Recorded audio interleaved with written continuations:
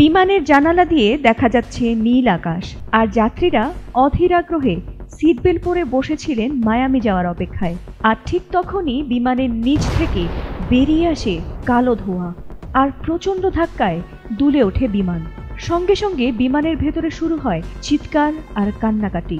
ভয়ে আতঙ্কে মৃত্যুর প্রহর গুনছিলেন বিমানের 173 জন যাত্রী। ডেনভারের আকাশে ঝুলেছিল শুধু একটাই প্রশ্ন, এই ফ্লাইটটা কি আর মাটিতে ফিরতে পারবে, নাকি যাত্রীরা দুর্ঘটনার শিকার হয়ে হতে যাচ্ছেন খবরের শিরোনামে।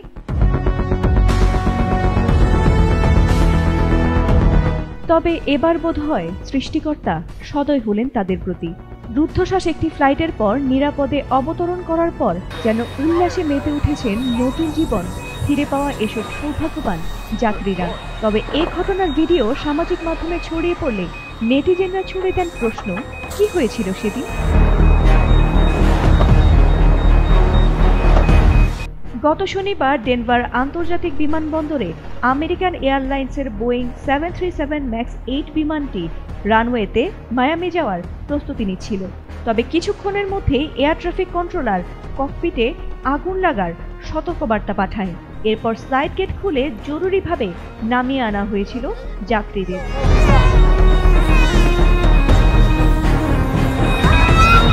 এদিকে আগুন লাগার প্রসঙ্গে আমেরিকান এয়ারলাইন্স জানিয়েছে, বিমানের ল্যান্ডিং গিয়ারে যান্ত্রিক ত্রুটি দেখা দিলে টায়ার থেকে ঘর্ষণ ও অতিরিক্ত গরমের কারণে বিমানটিতে আগুন লাগে। তবে বিমানটির এই মডেল নিয়ে ইতোমধ্যেই রয়েছে নানা বিতর্ক, কারণ এই মডেলের বিমানে 2018 সালে ইন্দোনেশিয়া ও 19 সালে ইথিওপিয়াতে ঘটে গেছে ভয়াবহ দুর্ঘটনা, আর এই দুর্ঘটনায় প্রাণ গিয়েছিল 346 জনের।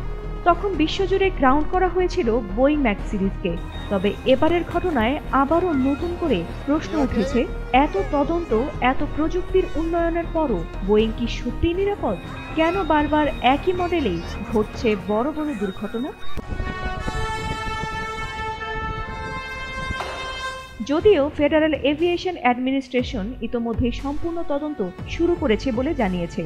তবে সুখবর একটাই, 173 জন যাত্রীর সবাইকে জীবিত ও নিরাপদে বের করে আনা সম্ভব হয়েছে। তবে এই ঘটনার পরও বেঁচে যাওয়া প্রতিটি যাত্রী এখন প্রশ্ন তুলেছেন, বিমানে উঠলে আমরা আসলেই কতটা নিরাপদ? ফাতিমা সুলতানা, এটিএন বাংলা।